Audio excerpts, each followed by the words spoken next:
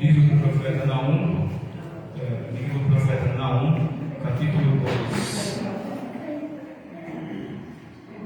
Nos diz assim o texto da palavra de Deus. Naum, livro do profeta Naum, capítulo 2, a partir do versículo 1, nos diz assim. Livro do profeta Naum, capítulo 2, a partir do versículo 1, nos diz assim. O destruidor está já diante de ti. Guarda tu a fortaleza, observa o caminho, esforça os lombos, fortalece muito o teu poder, porque o Senhor dará outra vez a excelência de Jacó, como a excelência de Israel, porque os que despejaram e corromperam os seus sarmentos. Os escudos dos seus valentes estão vermelhos, os homens valorosos esparados, os carros como fogo de tocha no dia da sua preparação, e as lanças se sacudirão terrivelmente. Os carros se enfurnecerão nas praças, chocar-se-ão pelas ruas. O seu parecer é como de tochas, correrão como relâmpagos. Este se lembrará das suas riquezas. Eles, porém, tropeçarão na sua marcha, apresentar-se-ão no muro, quando o amparo for preparado. As portas do rio se abriram, e o palácio se derreterá, e Uzabe está descoberta, será levada cativa, as suas servas acompanharão, gemendo como pombas, batendo em seu peito. Nínive, desde que existe, tem sido como um tanque de águas. Elas, porém, fogem agora. Parai, chama-se-á, mas ninguém olha para trás. Saqueia a prata e saqueia o ouro, porque não tem termo o pavimento. Abastança há de todo gênero, de móveis aspectíveis, vazia e esgotada, devastada ficará, e derretar-se-á o coração, tremem os joelhos em todos os lombos à toa, e os rostos de todos eles empalidecem. Onde está agora os corvidos dos leões, as pastagens dos leãozinhos, onde passeava o leão velho e o filhote do leão, sem haver ninguém que os espantasse? O leão arrebatava o que bastava para os seus filhotes, e estrangulava a presa para as suas leoas, enchia de presas as suas cavernas e os seus covis de rapina. Eis que eu estou contra ti, diz o Senhor dos Exércitos. Queimarei na fumaça os teus carros, e a espada devorará os teus leãozinhos. Arrancarei da terra a tua presa, não se ouvirá mais a voz dos teus embaixadores. Senhor, nós te louvamos e te exaltamos. Te agradecemos, a Deus, na beleza da tua santidade. Tu és, Senhor, o Deus do poder. Eis aqui, Senhor, o teu povo. Eis aqui, meu Deus, a tua igreja. Fala comigo nessa noite com todos quanto adentraram na tua casa. Que teu Espírito, Senhor, tenha a liberdade. Liberdade é esta, Senhor, de agir tanto no teu querer como no teu efetuar. Porque sabemos que a palavra que procede da tua boca não voltará para ti vazia, mas fará o que te apraz e prosperará naquilo para qual foi designado. Assim nós te louvamos no nome de Jesus. Nós temos aqui um texto da palavra de Deus em que Naum, o profeta Naum, que vai profetizar contra a cidade de Nínive, contra Nínive, que era a capital da Síria. E algo me chama muito a atenção, porque Jonas, quando pregou em Nínive, Nínive se arrependeu e Deus demonstrou misericórdia. Jonas, quando prega em Nínive, Nínive se arrepende e Deus mostra misericórdia. Naum, o profeta Naum, quando anuncia o juízo a Nínive, Nínive endurece o coração, e aí Deus vai executar justiça. Ou seja, nós vemos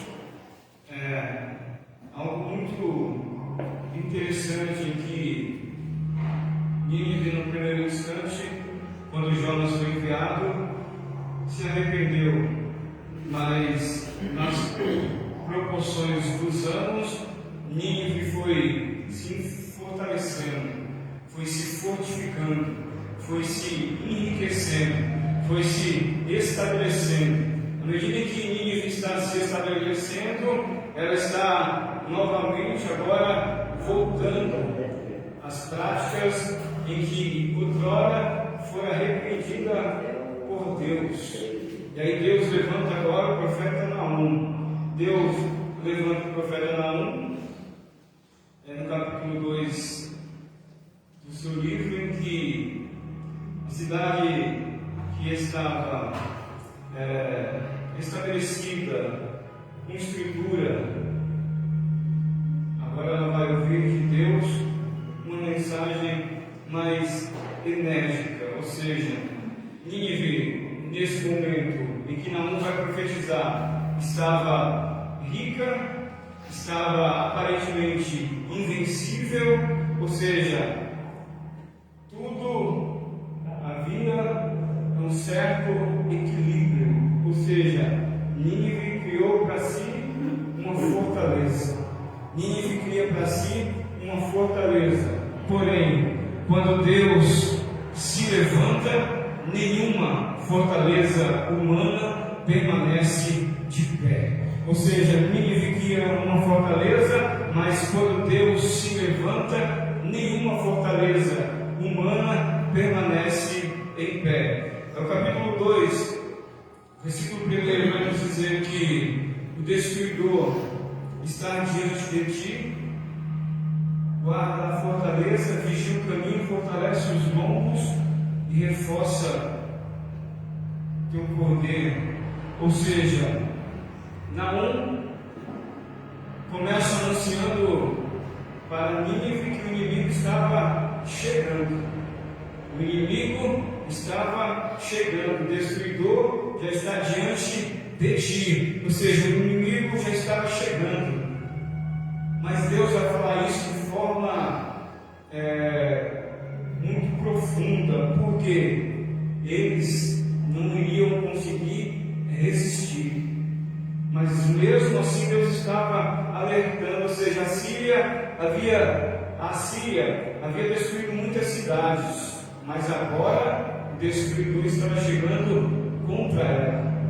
Nínive, ou a Síria, estava destruindo muitas cidades, mas agora o inimigo, o destruidor, estava se levantando contra ela. Ou seja, tudo o que o homem semeia, certamente ele vai colher.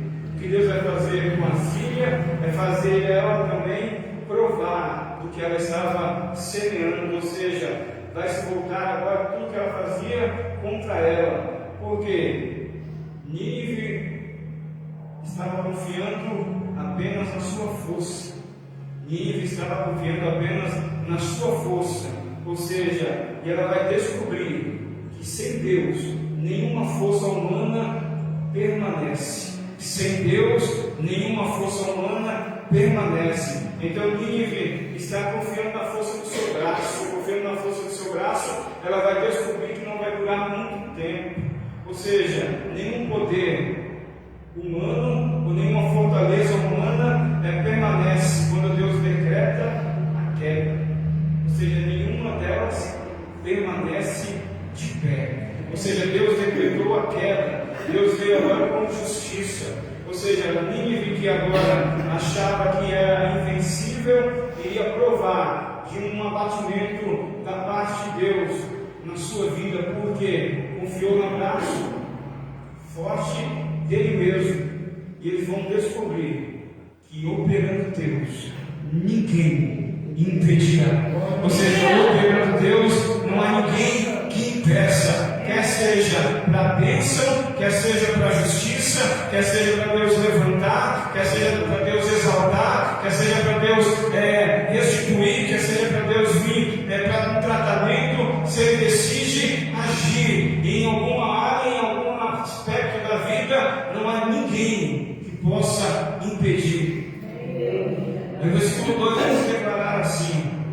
Versículo 2 diz: porque o Senhor trará outra vez a excelência de Jacó, como a excelência de Israel, porque os que despejaram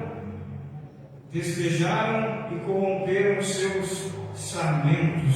Ou seja, enquanto Nínive cai, Deus promete restauração ao seu povo. Enquanto Nínive está caindo, Deus promete restauração ao seu povo. Ou seja, o mesmo Deus que julga o ímpio, Ele levanta o abatido. O mesmo Deus que vai julgar o orgulho de Nínive, Ele vai também levantar o abatido. Então Israel havia sido humilhado. Nesse período Israel estava sendo humilhada pela Síria, mas Deus não havia se esquecido da sua aliança com Israel. Ou seja, Israel está sendo humilhada pela Síria, pelos ninivitas, mas Deus jamais se esquece da sua aliança. Então é o mesmo Deus que está julgando os assírios, Ele está levantando os abatidos. Ou seja, isto é extraordinário, porque o sofrimento do povo de Deus não é eterno. O sofrimento do povo de Deus não é eterno. Existe um tempo de restauração, existe um tempo de cura, existe um tempo de restauração e de cura para o seu povo. Por isso, o tempo de sofrimento, o tempo de aflição do povo de Deus não é eterno, terá um fim, terá um ponto final. Ou seja, haverá um dia que não haverá mais dor, não haverá mais lágrima, não haverá mais sofrimento. Então não é eterno o sofrimento do povo de Deus, dura apenas um momento. E aí Deus está tratando de forma muito extraordinária. Então os assírios, que achavam que tinham saqueado os sonhos, que achavam que tinham saqueado a alegria, mas Deus estava dizendo para Israel: eu vou restaurar a excelência que foi roubada. Ou seja, Assírio estava humilhando Israel, estava subjugando Israel, mas Deus disse: eu vou restaurar a excelência de Jacó. O que Deus estava dizendo para Israel era: eu vou restaurar a excelência que foi roubada. Eu recebo a autoridade de Deus para dizer a você nessa noite: Deus vai restaurar a excelência na sua vida. Ou seja, a excelência daquilo que Ele tem como propósito, a excelência daquilo que Ele tem como promessa na sua vida. Ou seja, mesmo que Assírio ou o inimigo achou que parou a sua vida, a sua caminhada, os seus sonhos, a sua história, Deus está dizendo: eu vou restaurar a excelência que foi roubada. Por um momento Israel estava vivendo humilhação, por um momento Israel estava vivendo a opressão, por um momento Israel estava cabisbaixo, mas Deus disse: eu vou restaurar a excelência de Jacó. Ou seja, o que foi roubado seria restaurado. Deus estava dizendo: eu vou trazer restituição para Israel novamente. Restituição para Israel novamente. Versículo 3 e versículo 4 nos declara assim: os escudos dos seus valentes estarão vermelhos, os homens valorosos escarlates. os carros como fogo de tochas no dia da sua preparação, e as lanças se sacudirão terrivelmente. Os carros se enfurecerão nas praças, chocar-se-ão pelas ruas, o seu parecer é como de tochas, correrão como relâmpagos. Ou seja, Naum vai descrever a guerra com riquezas, detalhes extraordinários. O que Naum está declarando é a respeito de uma guerra. Soldados preparados, carros velozes, ou seja, armas brilhantes, exército avançando. Era o cenário de um juízo que estava chegando rapidamente contra a Síria. Ou seja, um cenário de um juízo que estava chegando rapidamente contra a Síria. Ou seja, quando Deus ele libera o juízo, nada consegue impedir o seu avanço. Deus estava liberando um juízo contra a Síria e nada lhe impediu o seu avanço. Ou seja, aquilo que parecia demorar, Deus estava trazendo de forma repentina contra os assírios. Eles acharam que iria demorar, mas Deus estava trazendo de forma repentina contra a Síria. Ou seja, mesmo que pareça que é um silêncio, o céu pode ficar em silêncio por um tempo, mas quando Deus age, tudo muda rapidamente. Ou seja, o céu pode parecer que está em silêncio por um momento, mas quando Deus age, tudo muda rapidamente. Assim é, muitas das vezes, na nossa caminhada e na nossa vida, parece que há um silêncio em alguma área da nossa vida, ou seja, parece que há um silêncio. Mas quando Deus responde, tudo muda rapidamente. Quem sabe seja essa noite que Deus vai começar a mudar circunstâncias, situações na sua vida, na sua casa, na sua história, no ministério, no seu trabalho, nos seus sonhos, nos seus propósitos, naquilo que você colocou diante dele. Ele vai responder, e quando ele responde, tudo muda rapidamente. Ou seja, tudo muda rapidamente, de forma imediata. É como se houvesse o haja de Deus, e quando há o haja de Deus, tudo muda em milésimos de segundo, ou seja, em um átomos que é milésimos de segundo, tudo muda, tudo Deus faz mudar rapidamente quando Ele decide responder e agir. Ou seja, Ele traz uma mensagem através de Naum. Os assírios achavam que ia demorar, mas Deus já estava agindo para acontecer de forma rápida e repentina. Ou seja, de forma rápida e repentina. No versículo 5,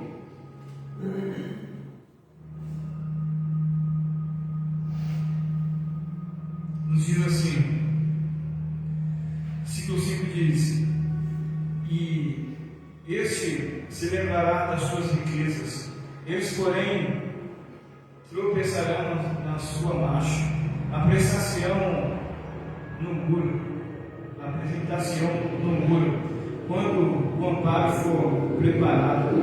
As portas do rio se abrirão e o palácio se derreterá.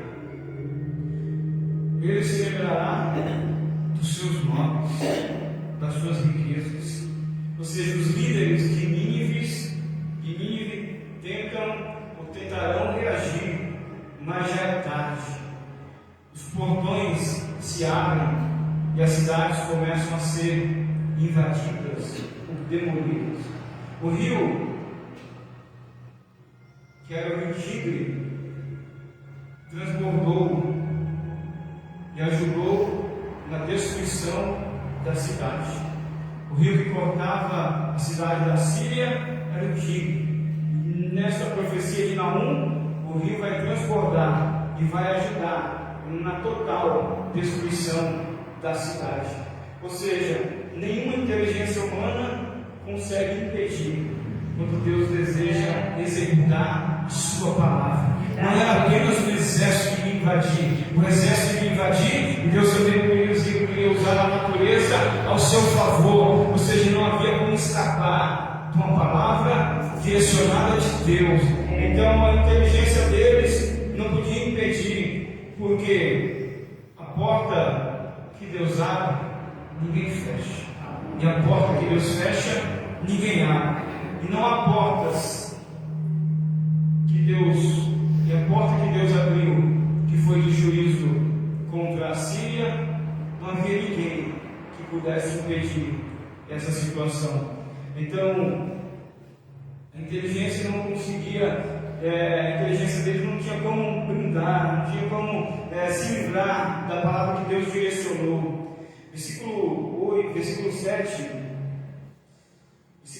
vai nos dizer assim: e Azub está descoberta, será levada cativa, as suas servas a acompanharão, gemendo como pombas, batendo em seus peitos. Ou seja, a sentença já estava definida.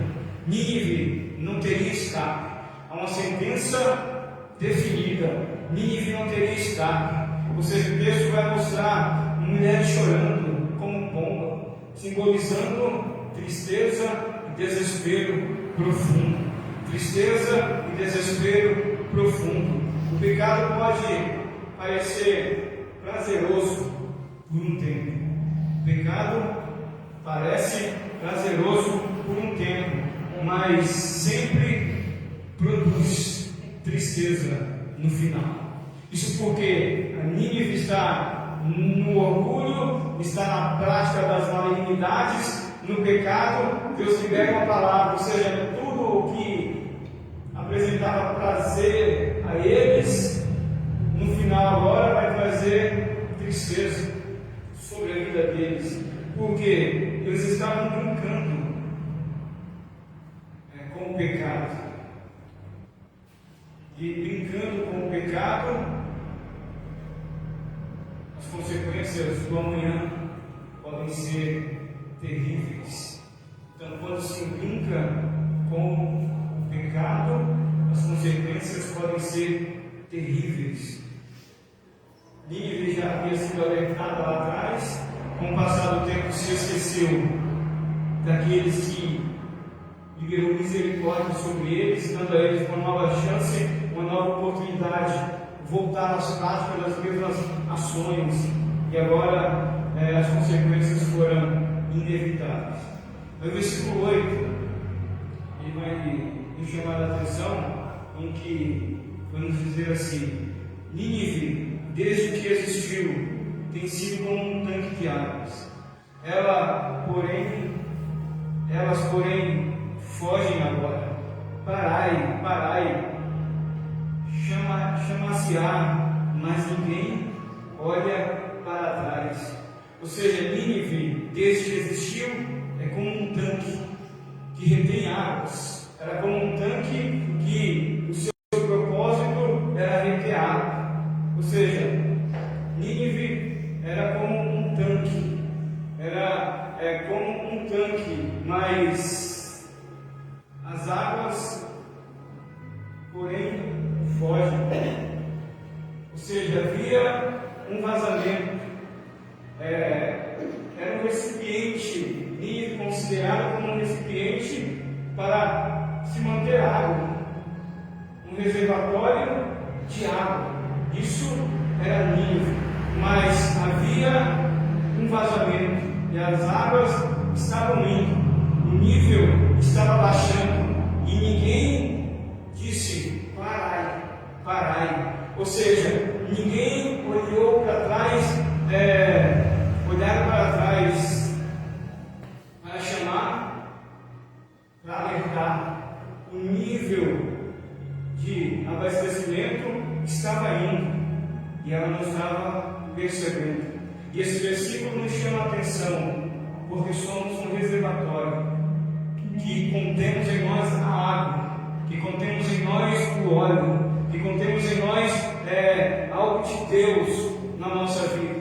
Mas muitos que são um reservatório estão vazando, a sua água está indo e ela não está percebendo que o seu nível de reservatório está baixando. E conforme o nível de reservatório vai baixando, vai diminuindo a oração, vai diminuindo a leitura da palavra, vai diminuindo a sede por Deus. Está baixando e não está percebendo. Nínive estava baixando as suas águas e ela não estava percebendo. Se alguém olhasse para trás, o olhar para trás seria o suficiente para Deus se chegar. O olhar para trás seria o suficiente para haver misericórdia. O olhar para trás seria o suficiente para haver restauração. O olhar para trás seria o suficiente para haver cura. O olhar para trás seria o suficiente para tampar a brecha, para a água não se esvair de Nínive. Ou seja, quantas pessoas que o seu nível de relacionamento com Deus está baixando e ela não está percebendo. Quantas pessoas que são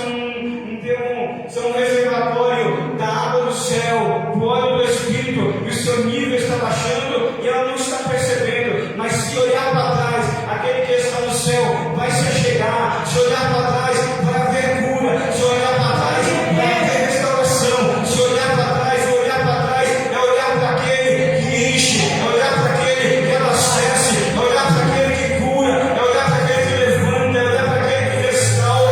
Olhar para trás é para dizer: não deixa se esvaziar de mim aquilo que contém na minha vida. Olhar para trás é pedir misericórdia. Olhar para trás é se arrepender. Olhar para trás é dizer: não deixe se esvair de mim a tua presença. Não deixe eu sair. Não deixe eu se esvaziar daquilo que a minha vida já está cheia e repleta. Nínive estava se esvaziando e ninguém olhou para ele e disse: parai, parai. E ninguém olhou para trás e clamou, dizendo: olha, o seu nível está baixando. Eu estou vendo que a cada dia está diminuindo as águas que continham em você. Ninguém olhou para trás, mas nessa noite eu venho dizer a você que existe alguém que clama, existe alguém que olha, existe alguém que intercede. O Espírito Santo ele vem dizendo: olha, o relacionamento precisa aumentar, ele está diminuindo, o relacionamento precisa ser mais fervoroso. O Espírito Santo é aquele que vem confrontar, é aquele que vem alertar, é aquele que vem dizer: olha para cima a cura, olha para cima a perdão, olha para cima a restauração, olha para cima, pode haver restituição. Nínive era como um tanque de água, mas o seu nível estava baixando.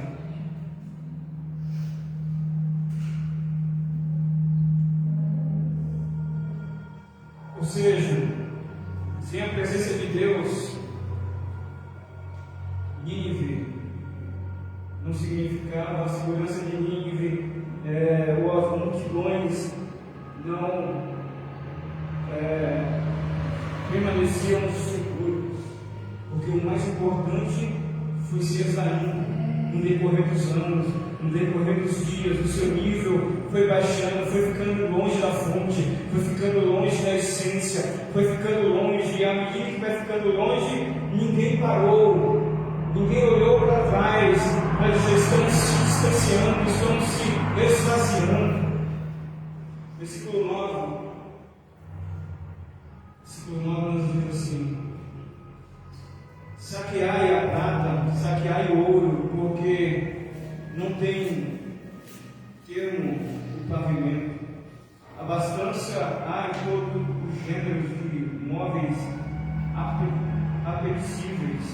Vazia e esgotada, e devastada ficará, e derreter-se-ão o coração, e tremem os joelhos, e em todos os lombos a dor, e os rostos de todos eles empalidecem. Ou seja, saqueai a prata e o ouro. Nínive era extremamente rica, havia tesouros acumulados por guerras e opressões. Nínive extremamente ricas, com ouro, com prata, isso tudo acumulado por guerras e opressões, mas toda a riqueza não era suficiente para livrar Nínive. Toda a riqueza não era suficiente para livrar Nínive. Por quê? O resultado foi vazio, desolação, medo, coração derretido. Então, havia riqueza acumuladas por guerras e opressões, mas Nínive agora vai se encontrar vazia, desolada, com medo, com o coração derretido. Ou seja, o dinheiro não compra paz com Deus. O dinheiro não compra paz com Deus. A riqueza não impede o juízo. O dinheiro não compra paz com Deus e as riquezas não impedem o juízo. Por quê? O homem pode ter ouro, o homem pode ter prata, o homem pode ter muitas coisas, mas ainda assim viver um vazio na alma. O homem pode ter muitas coisas, muitos bens, o homem pode ter riquezas, o homem pode ter ouro, o homem pode ter tudo o que os seus olhos quiserem comprar. Ou seja, o maior homem do mundo, o maior homem do mundo em questão monetária, a riqueza, ele pode ter tudo isso e ainda assim viver um vazio na alma, porque só existe um que preenche a alma, ou seja, que se chama Jesus. Ele preenche a vida, ele preenche a alma, ele preenche por tudo a nossa vida. Ele é mais do que suficiente. Os homens vivem um vazio existenciais, eles tentam preencher um vazio que só um consegue preencher, que é Jesus. Só Ele consegue preencher Jesus. Ou seja, Ele é o único que consegue preencher o vazio da alma. Versículo 11 nos diz assim: onde está agora o covil dos leões e a pastagem dos leãozinhos, onde passeava o leão velho e o filhote do leão, sem haver ninguém que os espantasse. O leão arrebatava o que bastava para os seus filhotes, estrangulava a presa para as suas leoas, e enchia de presas as suas cavernas, os seus covis e rapinas. Ou seja, onde está o covil dos leões? A Assíria era comparada a leões ferozes que devoravam as nações. A Assíria comparada a leões que devoravam as nações. Mas agora Deus pergunta, onde está o seu poder? Onde está a sua força? Onde está a sua glória? Ou seja, Deus olha para Nínive e vai dizer: onde está a sua força? Onde está a sua glória? Ou seja, todo orgulho tem um prazo de validade. Deus olha para Nínive, Deus vai olhar para a Síria e vai perguntar: onde está a tua força? Onde está a tua força? Ou seja, o orgulho de Nínive, o seu tempo de orgulho havia esse tempo de validade. Isso porque quem se exalta contra Deus um dia será abatido. Quem se exalta contra Deus um dia será abatido. Então Naum vai pregar contra Nínive esta mensagem em que o orgulho de Nínive seria quebrado, o orgulho de Nínive seria despedaçado, ou seja, toda exaltação contra Deus seria abatida. Então Naum vai profetizar agora que todo o orgulho de Nínive seria abatido. Então, versículo 11, versículo 12, Deus vai olhar para Nínive, para a Síria, que era comparada com um leão, e vai dizer: onde está a tua força, onde está o teu poder? Porque quem se exalta contra Deus será abatido. Isso nós veremos um dia, porque toda língua confessará, e todo joelho se dobrará, e todos irão declarar que Jesus é o Senhor, para a glória de Deus, o Pai. Então os homens podem ser orgulhosos, os homens podem se levantar contra Deus, os homens podem afrontar Deus, mas um dia todo joelho se dobrará, ou seja, todo orgulho vai se dobrar, e quando olhar para Ele, vai entender que Ele reina, que Ele governa, que Ele domina, que Ele subsiste, que Ele tem todo o poder nos céus e na terra. Então todo orgulho do homem um dia verá que não é nada diante daquele que é tudo em todos, Ele é o poder absoluto, onipotente, eterno.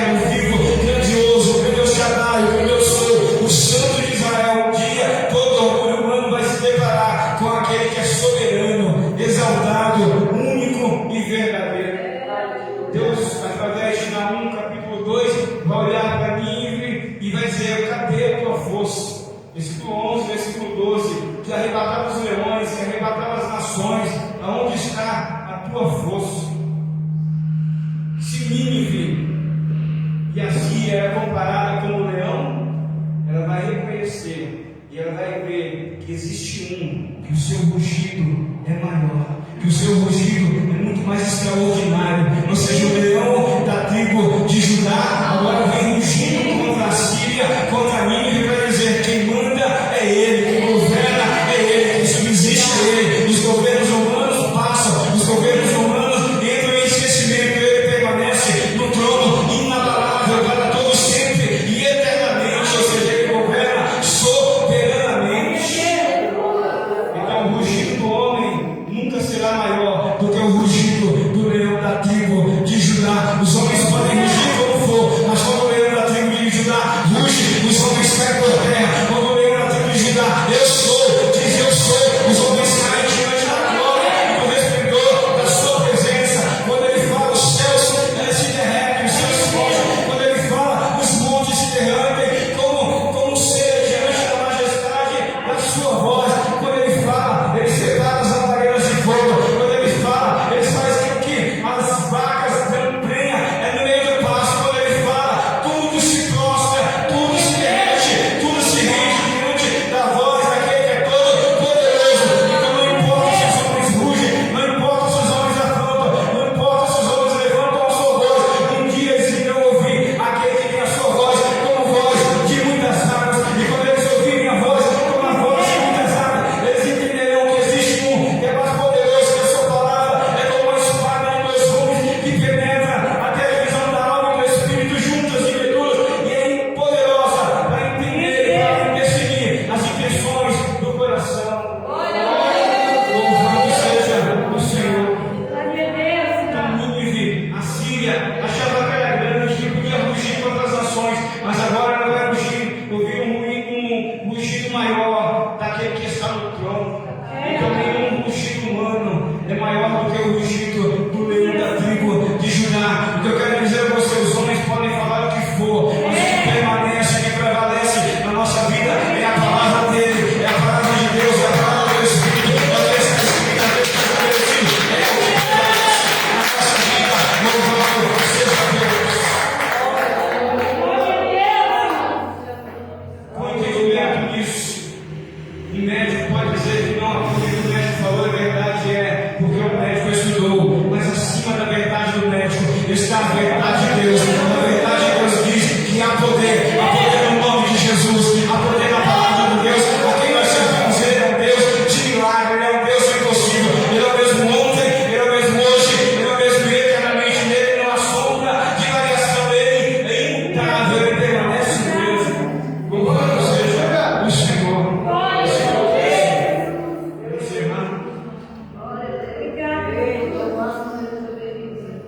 Versículo 13 do capítulo 2 diz assim: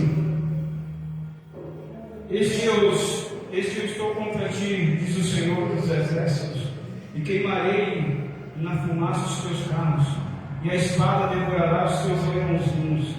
Arrancarei da terra a tua presa, não se ouvirá mais a voz dos teus embaixadores. Deus vai olhar para a Síria, Deus vai olhar para Nínive, que um dia ouviu Jonas e ouvindo Jonas se arrependeu e Deus executou misericórdia, mas está ouvindo Naum e vai endurecer o coração, e Deus vai executar justiça. Agora Deus vai dizer: eu sou contra ti, diz o Senhor. Ou seja, a pior sentença que alguém pode ouvir de Deus é: eu estou contra ti. Porque se Deus está contra alguém, não há ninguém que possa impedir, nem no céu, nem na terra, nem debaixo da terra. Ou seja, porque horrenda coisa é cair nas mãos do Deus vivo. Deus está dizendo: eu sou contra ti. Isso é a pior sentença que alguém pode ouvir. Quando Deus se levanta contra uma pessoa, uma nação, um sistema, ou seja, ninguém consegue